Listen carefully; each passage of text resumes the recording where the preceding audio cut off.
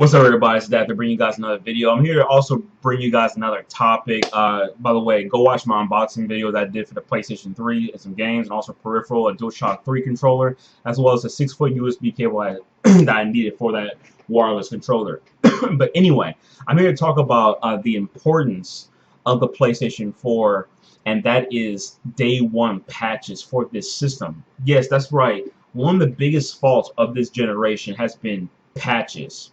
We have seen time and time again, and I talked about this, why the age generation sucks, and this is pretty much part two, and I'll rename it, rename the title, for this video and the other one, so you guys can watch it, in segments. But anyway, the issue with this generation has been a lot of things like day one DLC, day one patches, what I'm about to talk about right now, incomplete games, high price DLC, all this sort of stuff that's causing issues in this generation. I'm here to talk about number two is day one patches. Now, have you guys noticed that this also ties in a little bit with incomplete games? These developers, are releasing these games incomplete this generation.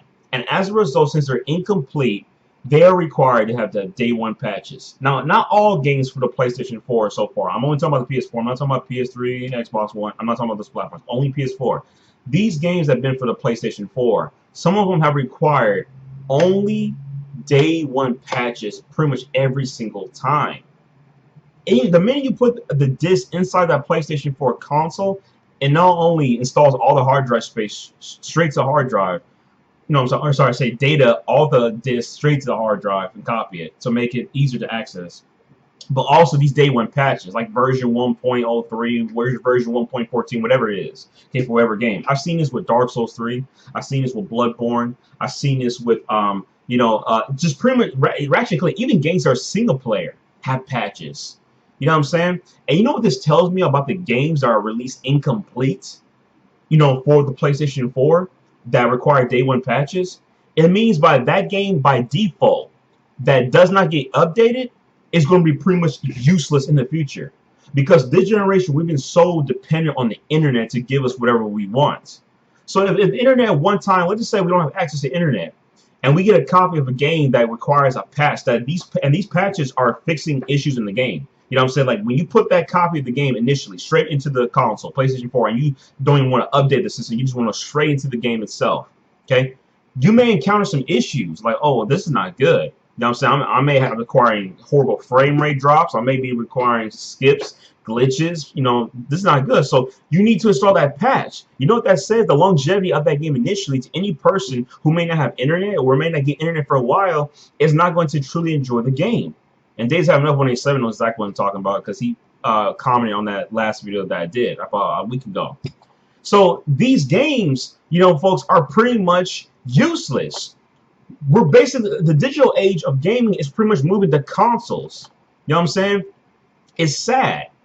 Even on PlayStation 3 and Xbox 360, most of the time the updates were not to fix stuff, like fix patching and fix glitches and so forth. That can really lay in the PlayStation 3 life cycle, like The Last of Us and I don't know what other game to think of, but that's what comes to my mind. But that's what comes to my mind. But most of the time, these patches were to simply install just more space, like to install a new feature, like cross-saving feature. Like that's what the updates were. They were to install. Okay, this game has a cross-save feature. Like you don't install the update for Dragon's Crown, I think. Well, I'm not sure if there's an update for it, but I think if you don't install the update, that you won't be able to cross-save with the Vita version. You know what I'm saying? So stuff that's not really important, like essentially important. You know what I'm saying? It's a cool, neat feature, but it's not essentially the game. I'm talking about the base game itself that has frame rate drops, glitches, stuff like that. That's really essential. And basically, this is not good. This is leaving a generation that's pretty much a prerequisite to a digital only game. You know what I'm saying? And I've just noticed this right now. You know what I'm saying? With the PS3 and 360, again, the updates were very small. I mean, 360, you pop in a copy of Halo 4, takes literally a second. Bang, bang, bang, bang, bang, done. Get straight into the game. It's like just to verify the game, to install the achievements, and that's pretty much it. You know what I'm saying? But all these games you can play without even an update. They work most time perfectly. God of War 3 has an update. It's a single-player game. Nope. Perfect. Metal Gear Solid 4 has an update, but that's only just to add trophy support. That's it. You know what I'm saying? This stuff is very simplistic. But these games are basically games that, okay, we need to put this patch because there's this game has like frame rate drops, like The Witcher 3. Oh, you know what I'm saying? And it was funny is that one patch for The Witcher 3 by CD Projekt Red, they gave they released a patch for that game, and the game actually got worse in terms of its frame rate. So they had to patch that patch, you know, with another patch. You know what I'm saying? Then the patch with another patch, and the game was there to go fixed. You know what I'm saying? But at least with CD Projekt Red, they have their patches available on their website. You can download the patches on their website and install them. You don't have that access to a lot of these other developers, and most of the time it's the issue with the publishers, not the developers. So I don't blame BioWare. You know what I'm saying? It's, you know, like for example, I don't blame BioWare for messing on Mass Effect 3. I blame EA because they rushed it out and they took their time and delayed it for another year. That game would probably been a masterpiece, but it is what it is. So I'm here to give you guys some examples of what I'm talking about, so you guys, you know, get a clear idea. So, Gravity's Remaster doesn't have an update. This game just it simply installs into the hard drive. It's 10 gigabytes. Doesn't need an update. Perfect. Works perfectly out of the box. So, if I don't have internet for whatever reason, and let's say somebody robs my PlayStation 4 and I buy a new one, guess what? I can put this in the PlayStation 4 and easily just play off of it. Perfect. Digimon Cyber Sleuth, another example of a game that works perfectly. You don't need to waste your time with this. You know why? Because this game is complete day one. You just put it in the PlayStation 4 and it's good to go. However, this game has had a patch, but the patch, guess what, was to add more content to the game. The game was already content filled already. You know what I'm saying? I just started this and it's content filled. I'm loving it. I'm loving more than Pokemon. How dare I say such a thing? But anyway, Digimon Cyber Sleuth is content filled and it's complete. That's what I'm talking about. Okay, and this patch, I believe it's 1.03 or 1.04, just adds, and I read the patch notes, just adds 7 more Digimon to the game. That's it. There's no fixing this issue and fixing that issue. You know, that's the game breaking, because we have seen people who beat this game even prior to this patch, which came out March 10th. That's like 2 weeks after the game came out. We've seen people beat that. You know what I'm saying? Some people, of course, who even got their copy in Japan, of course, you know, last year. So they've already beaten it, you know what I'm saying? But, you know, I'm still learning Japanese, so it's going to take us a while before I can import a game from Japan and then, you know, play it perfectly. So this works perfectly out of the box. Now, let me give you an example of a game that does not work out of the box. And I've tested this myself offline, cut my router off, and it's completely a useless game. However, I don't know if this is sorry, I not cut my router off. That's wrong. I haven't tried that out yet. And I'm going to try it soon, so I'm going to have to delete some of the updates for this game. But I have tried this while connected to the internet, and guess what? I gotta say it first. Mortal Kombat X. I have literally went straight into this game without installing the update. You can't play story mode. You can't play online, and you can't even access the crypt, which is basically an area in the game where you have to unlock content. You unlock costumes, fatalities, you easy fatalities, you unlock even more coins. You know what I'm saying? It's basically where you purchase all your stuff in order to unlock the stuff in the game. So that's a good way to do it. But the point is that when you're connected online, okay, and you skip the update for this game, you just put it straight into the PlayStation 4 hard drive, you let it scan, and then the update gets attached, you pause the update, you go straight into the game, you can't access none of the stuff on the game. What I need to do actually is test this without being connected to the internet. Because Dark Souls 3 has the exact same issue. Okay, it's not right here, it's in my back over there, but I don't want to walk over there. I want you guys to focus on me. So this game, Dark Souls 3 has that issue, where if you're connected online, you go straight into the game, there will be a notification saying that you cannot continue. I'm just summarizing, but that's not exactly what it says, but you cannot continue unless you install the latest update. So you can't access even the game. You can't get in the game unless you install the update. However, I was able to play that game. That game I tested offline. You're able to play that offline. And that game, by the way, without the update for Dark Souls 3, that game is a totally different situation. The game is so much easier. So much easier. I mean, I'm not joking. Go if you have a copy of Dark Souls 3, uninstall the update, run that game offline without being connected to internet in any shape or form. You know, cut off ties with wire or wireless internet, Wi-Fi, whatnot, and then play that game directly off the disc. You know what I'm saying? And it's going to be a totally different game. It's so easy. I mean, it's crazy. It's a totally different experience. So I've tried that and witnessed that. This is a bad example. So I need to try this and see offline, see what happens. But otherwise, this game is unplayable if you're connected online and you don't install the update.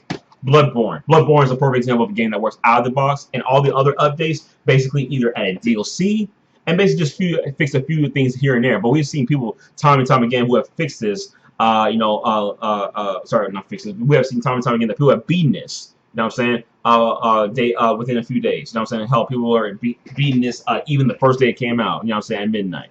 So I don't know if there was a day one patch for this, but I do know people who have beaten this that did not update the game. They beat this offline. So when it first launched. So at version 1.0, out of the box, you know what I'm saying? Straight out of the box, they were able to play this game without the update. Ratchet and Clank, okay? This game is a day one update. This is not a good example. Even though this is a great PlayStation 4 exclusive and so well and deserves the praise that it gets, the problem is with this game is that there's still some issues with the patch notes. Like they're fixing like a hoverboard issues and I think some AI issues. It's in the patch notes. You just gotta read it. But I forgot what version update it is. But this is an example of a game that has to fix some things and issues that could cause problems. And people have had. If you go to like a website like PlayStationLifestyle.net, which displays the patch notes for all these games, you can easily just type in a game and then read the patch notes. This is exactly what I'm talking about. But the game worked fine out of the box, but people just had issues here and there. But you can beat this game, all the way through. Without any problems. You should have any problems unless you counter something like that. But otherwise, this is not a perfect example, but at least it works out of the box without an update. Okay. Dead or Alive 5: The Last Round. This is another good example that works out of the date, out of the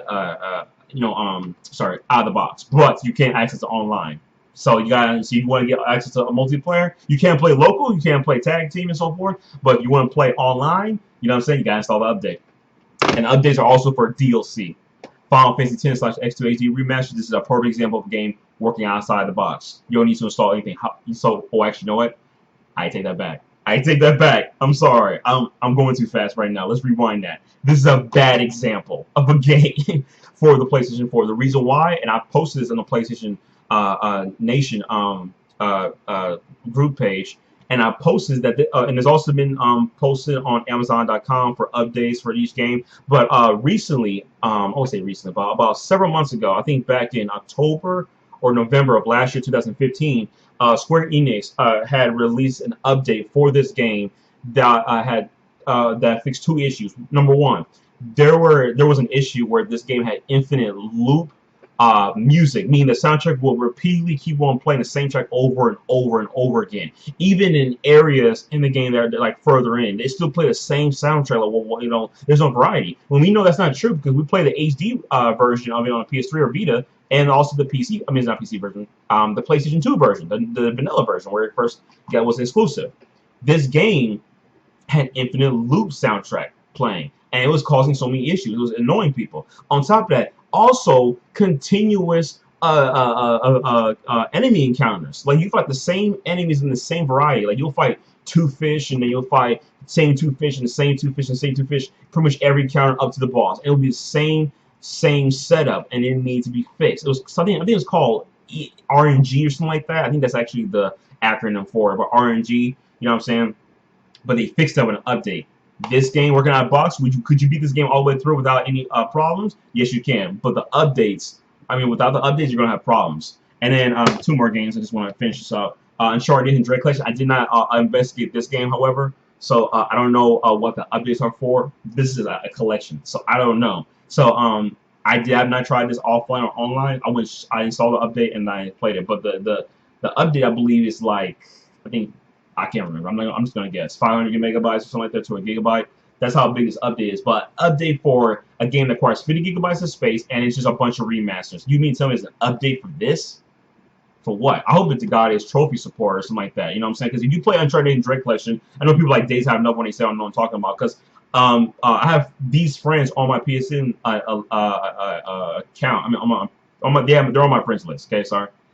And when I do a certain feature, like I get headshots or I kill with this certain amount of weapons, it'll tell you in comparison to other friends that you have on PSN Plus. Like, okay, Days Have Enough has had 200 headshots, and then Death has had 150 shots, and it'll do comparisons. You know what I'm saying? And it'll basically just tally up. And there's even leaderboards for it. So I guess it has to do with leaderboards. You know what I'm saying? Online functionality of this game, but of course no online multiplayer itself. I think that's what the update is for. But I'm just guessing. But I need to investigate that for myself. Otherwise, I don't know. That's the only one I don't know. And this is another copy of Dead or Alive 5, which I think that's for you guys. You guys want it, so it is what it is. So this is exactly what I'm talking about. There's more games back there, but this is exactly what I'm talking about. These games are released and they require day one patches. Uncharted 4. This is mind blowing right here. When I investigated this, I was baffled. I'm not joking. When I got Uncharted 4 day one, and I beat the game on crushing mode. By the way, crushing mode is literally a nightmare. Oh my gosh, I was about to throw that controller against the wall. I was like, I'm calling it a day. I can't do this anymore. Anyway, for Uncharted 4, okay, the game requires like 50 gigabytes of hard drive space, but the game has a day one patch, 5 gigabytes of hard drive space, and even a second patch. But anyway, this game has a day one patch, and you guys, can you guys guess what the day one patch was? For 5 seconds, just let that sink in. The day one patch was to add the multiplayer functionality, the actual multiplayer, in a separate patch.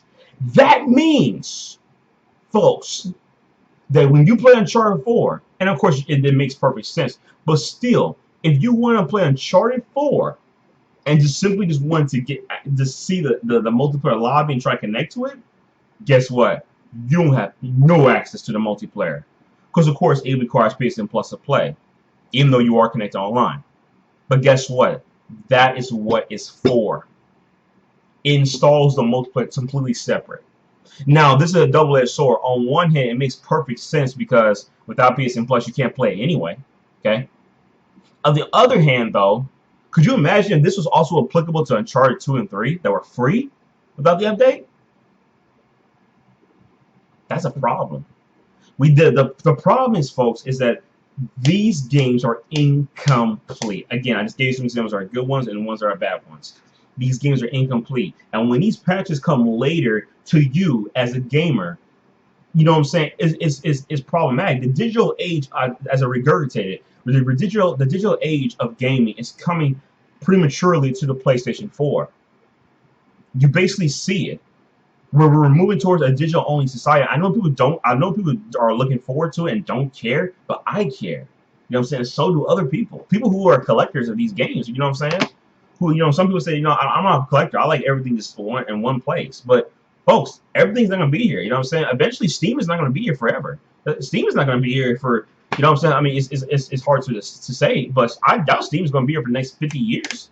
You know what I'm saying? I mean, again, I said DRM. Things change over a period of time. I mean, hell, we may have a nuclear war. We may be, you know, like, you know, we may be under the apocalypse, you know, that is reminiscent of The Last of Us, where we're out there scavenging resources and stuff like that. We may not have access to internet anymore, and we're just going to have to survive because if there's some all nuclear war, some virus comes out, you know what I'm saying? Whatever the problem may be, some country invades us on American soil. Whatever the case may be, the point is that these things are not going to be here forever. The longevity of these things are not eternal. They're not tangible. Like this. I hold this copy in my hand. That's why I'm purchasing so many games that are PlayStation brand exclusives that are coming to PS4, PS3, and Vita. I'm picking them up for the Vita and the PlayStation 3 and not so much the PlayStation 4. Because number one, again, too much hard drive space is being consumed. Even when I get a 3 terabyte hard drive for this PS4, it's still going to be consumed too much. And I'm going to have to delete games and then uninstall and delete games. It's unacceptable. I never had to do that with PlayStation 3. Never. Or PS2. You know what I'm saying? You got yourself 2 big, huge memory cards. You were set for the whole gen. You can put, seriously, you can put like, I think you can put like 400 games on the PlayStation 2's memories, you know, cards, and you still will have space. That's how crazy it is. Now the entire 1,000+ games if you're a collector, heck no. You're gonna have to get multiple memory cards. Understandable, but it's even getting worse. Okay, I actually would rather them do this and then have longer load times than actually. I mean, because this game has long load times. I've beaten The Last of Us on PlayStation 3 on a modded PS3. Sorry, but I got a physical copy this time. I support you, Naughty Dog. Don't worry. But, and I did with The Last of Us for the PS4. But this will have longevity.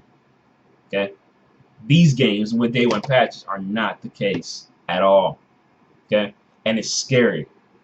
And we're going to have to depend on these developers just having to patch games, and we're just going to have to wait and sit because, you know, we're already seeing it, you know, clearly in this day. You know what I'm saying? We're getting games, they're incomplete, and need to be patched, and we basically can't play the game. You know, everybody's hyped for Battlefield 1, but has everyone looked at EA's track record of broken games? Battlefield 3 was broken. Battlefield 4 was broken. Battlefield Hardline was broken. And you guys are gonna buy now that Battlefield 1 day one? What's wrong with you guys? I'm not buying Battlefield 1. I'm not supporting that. I'm not supporting Call of Duty Infinite Warfare either. I'm skipping COD this year because what Infinity War is doing by locking COD for remasters, the greatest COD of all time, next to COD 2, okay, behind a paywall, you must buy some support Infinite Warfare because the master is so stupid. No, but that's another topic for another time period. I got ideas out the gate. I'm throwing on topics, but anyway, this generation gaming, you know what I'm saying, it's sad that we have to rely on these developers to patch games, and day one patches are that pretty much just don't give the longevity of the game. You know what I'm saying? And it's happening with PC. PC is the foundational platform, and we know exactly what I'm talking about. You know what I'm saying? And then lastly, I just want to end it with this. As a reminder of Dark Souls 3, which I brought up about patches, this is even just as bad as on PC. And Dark Souls 3 has had a patch where the game has had caused FPS drops, huge FPS drops, and even input lag in the game. What Bandai Namco had to do is that they had to revert to the previous patch. They had to roll back to the previous patch. Instead of like what CD Projekt Red did, is that they released another patch, and that caused more frame rate drops, and they released another patch. They just rolled back to the previous patch that actually was working fine. You know what I'm saying? So, you as a gamer are going to have to depend on these developers to bring you the things that you do. You know what I'm saying? Things that you play. You know what I'm saying? I couldn't play, you know what I'm saying, like, Resident Evil 4, not Resident Evil 4, that's not a good example. I'm trying to think of a game here. Not Dark Souls, that's not a good example. Well, Dark Souls 1 was a terrible port, so you really couldn't enjoy that game because how garbage it was. But anyway, the point still stands.